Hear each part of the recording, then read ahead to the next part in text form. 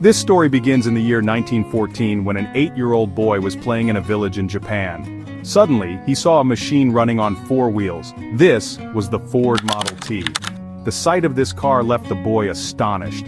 That was the day he first developed a fascination for cars and mechanical parts. His name was Soichiro Honda. Who would have thought that in the future this name would be seen on almost every small and big vehicle? Welcome once again to History Today. Soichiro Honda was born in 1906 in a small village near Mount Fuji in Japan. His father was a blacksmith who also worked part-time repairing bicycles.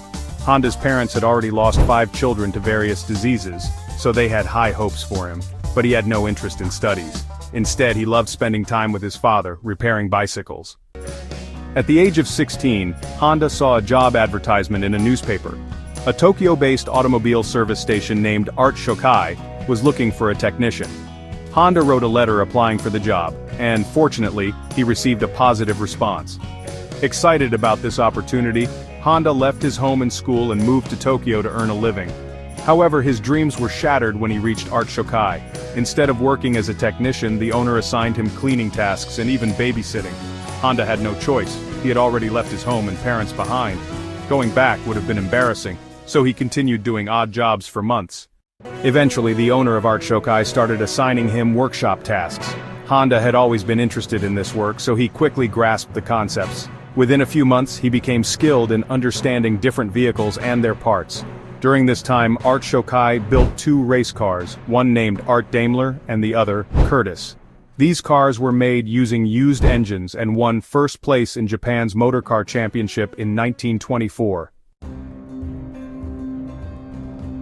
Honda had now become a good mechanic, but in that race he was also sitting in the car as an engineer alongside the driver. That event made him realize that motor racing was his true passion. For the next few years, he continued working at Art Shokai, gaining more experience. In 1928, at the age of 22, the owner of Art Shokai decided to open a new branch in Hamamatsu and put Honda in charge of it. Honda started the new branch with just 1 worker, but within 2 years, he expanded the team to 30 employees. By this time, he had become a brilliant mechanic and a skilled racing driver. He used his expertise to design a race car for his employer. This car could reach speeds of 120 kilometers per hour, breaking all previous records. This record remained unbeaten in Japan for the next 20 years. The owner of Art Shokai now valued Honda more than ever. However, Honda had his own dream. He wanted to open his own workshop, but fate had other plans. In 1936, while racing, Honda met with a terrible accident. Although he survived, his left arm was fractured, his shoulder was dislocated, and he suffered severe facial injuries. At that moment he thought his life was over. He could no longer work as a mechanic or race again. After months of recovery, Honda realized he could not continue with repair work, so he proposed an idea to the owner of Art Shokai to start a company for manufacturing spare parts. However, his boss rejected the idea outright. The business was already profitable, and no one wanted to take the risk. Determined to pursue his vision, Honda decided to start a parts manufacturing company on his own. In 1936, at the age of 30, he partnered with his friend and founded Tokai Seiki Heavy Industry. His friend, Shinichiro Kato, was appointed as the president. However, they had one major problem: funding. During the day, Honda continued working at Art Shokai, and at night, he experimented with making engine pistons for his new company. For months, he struggled with no success. Exhausted from working day and night, his health deteriorated. Failure after failure blocked his path. Realizing he needed more knowledge, he enrolled in a university to study metallurgy.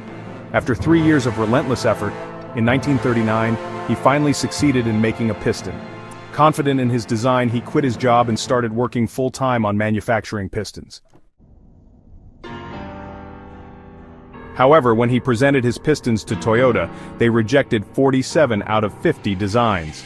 This news hit Honda like a thunderbolt. He had no backup plan. Determined not to give up, he traveled across Japan, visiting different factories and meeting manufacturers to understand the market better. After years of research, he improved his design and once again presented his pistons. This time, they passed all quality tests, and he started receiving bulk orders. His dream was finally coming true. To meet the demand, he hired 2,000 workers. But his happiness was short-lived. In 1941, Japan entered World War II, and the government took control of many private companies, including Honda's. He was demoted and made a senior managing director, while his workers were forced into military service.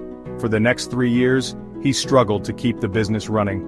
In 1944, disaster struck. A missile attack directly hit his factory, destroying everything. As the war worsened, Japan was on the verge of defeat. Then, in 1945, 2 nuclear bombs were dropped on Hiroshima and Nagasaki, bringing Japan to its knees. After surrendering, the country was in ruins. And so was Honda. Left with nothing, Honda sold his factory to Toyota for 450,000 yen and found himself jobless. However, the entire nation was facing an economic crisis. Food and fuel shortages, inflation, and poverty had crippled Japan. One day, Honda found a small engine used by the Japanese Imperial Army for wireless radios. He got an idea. What if this engine was attached to a bicycle to solve transportation problems? Gasoline was scarce, and people needed affordable transportation. After modifying the engine and attaching it to a bicycle, he rode it through town. The idea caught on quickly. Demand skyrocketed, and soon Honda designed his own engine. This was the first time a machine carried the Honda logo. To fund mass production, he wrote open letters to 18,000 shopkeepers, and 3,000 of them sent him money in advance. Within 3 years, he developed a new motorcycle called Super Cub. Launched in 1958, the Super Cub revolutionized the market and even outsold Harley-Davidson and Triumph motorcycles in the US market. Honda, passionate about racing, saw motorcycles as more than just vehicles. He saw them as marketing tools. Within a few years, Honda entered motorcycle racing competitions and won the 1962 International Racing Championship. This victory put Honda on the global map. By 1960, Honda had become the world's largest motorcycle manufacturer, and by 1968, it had sold over 10 million units. But Honda had one dream left.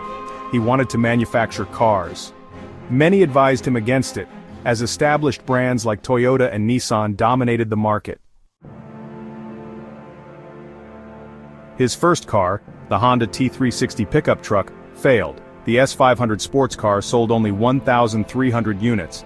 After years of trial and error in 1972, he launched the Honda Civic, a car that became an international sensation. By 1980, Honda was Japan's third-largest automobile manufacturer, and, within a decade, became the world's third-largest automaker.